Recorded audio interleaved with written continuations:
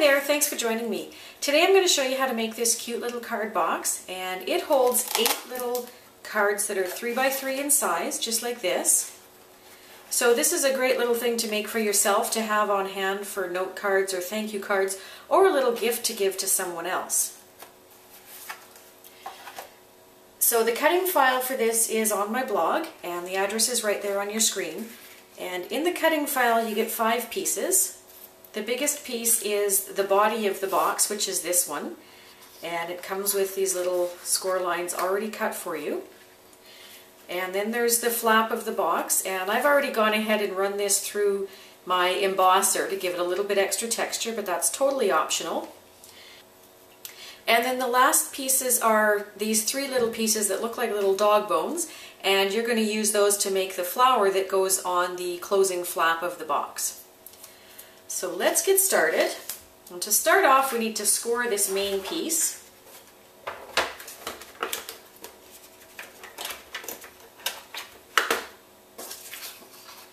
So first of all, you're going to score it down the sides.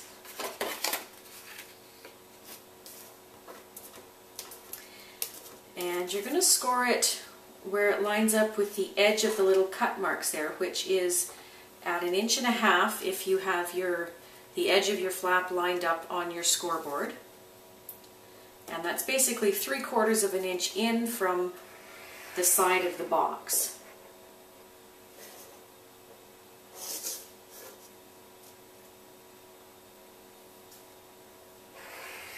Let's get that nice and crisp. Okay, and then I'm going to do the same thing on the other side. I'm going to score it here from the edge of the flap all the way down. Now I also need to score right across from one side of the flap to the other, and that's going to form the bottom of the box.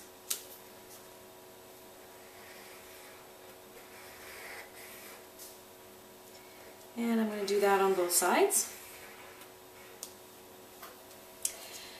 And then for the top flap of the box, I need to score this also 3/4 of an inch in from these top edges. So that's going to put my score line right there.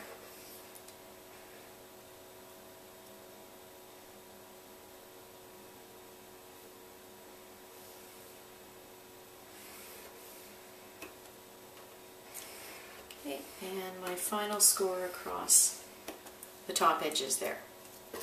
Okay, so now that makes basically the base of my box. So I'm going to move my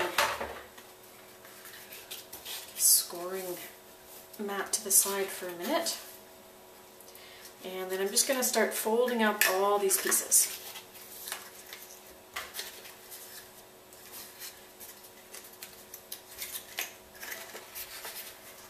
And now you can really start to see the box coming together. This is a pretty quick box to assemble. So what you're going to want to do is basically fold these little flaps in, and then the front and the back of the box are going to come in around, just like that. So now all I need to do is go ahead and glue those pieces together. So I'm going to just grab my glue here, and you can use wet glue or you can use a tape runner or some other kind of adhesive, whatever you feel most comfortable working with. So I'm just going to work with one side at a time here. So I'm going to bring this in. Now I want to have, when I open the box, I want the front to be nice and smooth. So I'm going to bring this flap, which is the front of the box, over top of the back. Okay, so I'm going to glue the little small flap to the back of the box here, just like that. A little bit of glue on my finger there. Okay, and then I'm going to put some glue in here, and I'm going to glue up the front to the back, just like that. And then I'll go ahead and do the same thing on the other side. So I'm going to start by putting some glue on this small flap,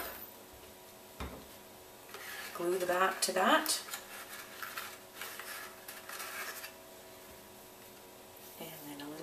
glue here. And glue the front down. So that's how quick and easy it is to put that part of the box together. Now, I've also got this little contrasting piece. Now, if you wanted to, of course, you could just make the box like this and it would look perfectly fine. But I've cut this contrasting piece that I want to add. So I need to score this before I add it to the box. So I'm going to come back to my scoreboard and I'm going to score it at 3/4 of an inch and then again at 1.5 inches. And these measurements are right there on your screen for you as well.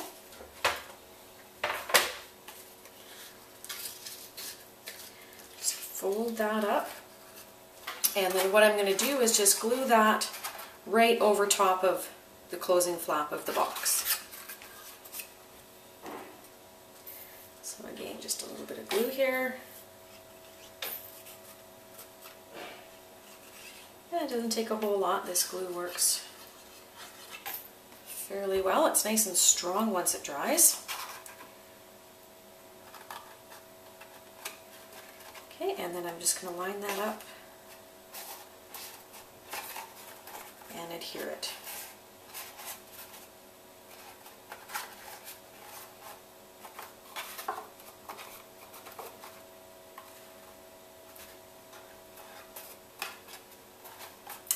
There we go. Now the next step is going to be to put a couple of little eyelets in the top here and attach some ribbon to that.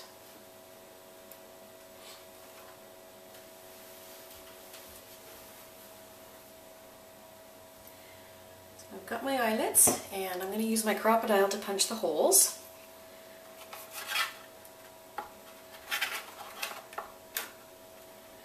So I'm just going to come in, make sure it's as close to the middle as I can get.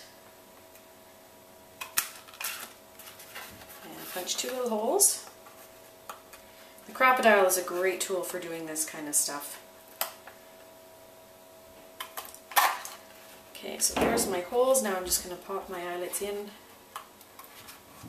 and use my Crop-A-Dile to set them.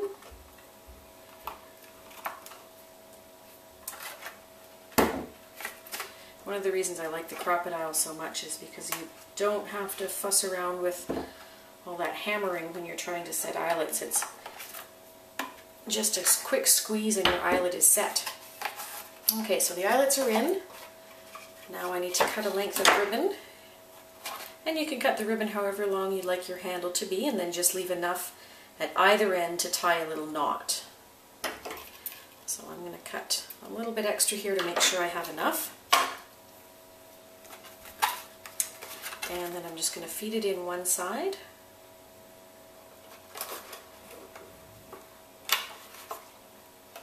Tie a knot in the end.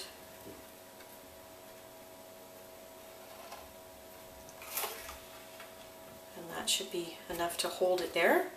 And then I'm going to do the same on the other side. I'm going to feed it through.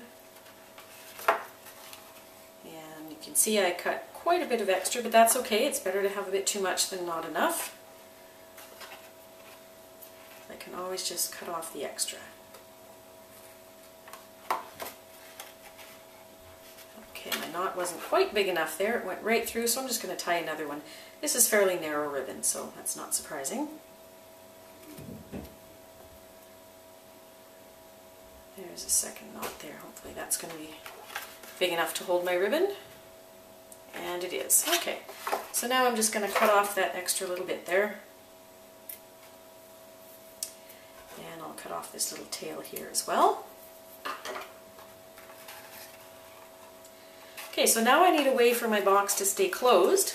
So what I'm going to do is use some little Velcro dots because we want it to open and close very easily. Oops. So what I'm going to do is stick the two together, and I'm going to stick one on the back of the flap here and try and get it as close to center as possible. And then what I'm going to do is close the box, and that will ensure that the other piece of Velcro lands just in the right spot. And then I'm going to open it up and just make sure they're stuck down really good. Okay, so now the final step is this little flower. So I'm going to set the box aside. Now what I'm going to do with these three little pieces is I'm going to kind of fold them up in the middle like that, and then I'm just going to crease them the other way as well. I'm going to do that to all three pieces, and this is just going to give the flower some nice dimension. Make it look a little bit more realistic. And as I mentioned earlier, I already went ahead and inked the edges of this as well, so that gives it a little extra pop, which I really like. Okay, so there's my three pieces.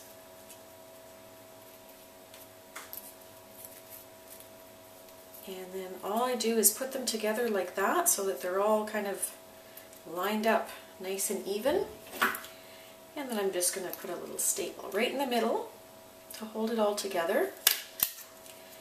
Just like that. And the last step is going to be to glue a little gem in the middle, and that's just going to finish off the flower.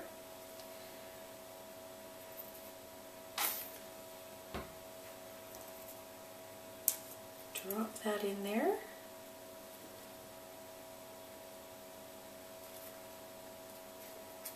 Alright, and then I'm just going to glue that onto my box to finish it off. So a little bit of glue on the back. And this will just take a minute to dry.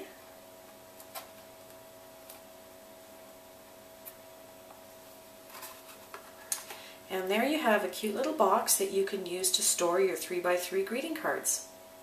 Well, I hope you enjoyed this tutorial, and as I mentioned earlier in the video, the free cutting file for this project is on my blog. The blog address is www.creativecuts.com. And I've also got lots of other projects and freebies on there that you can feel free to browse around and have a look at. Thanks for joining me today.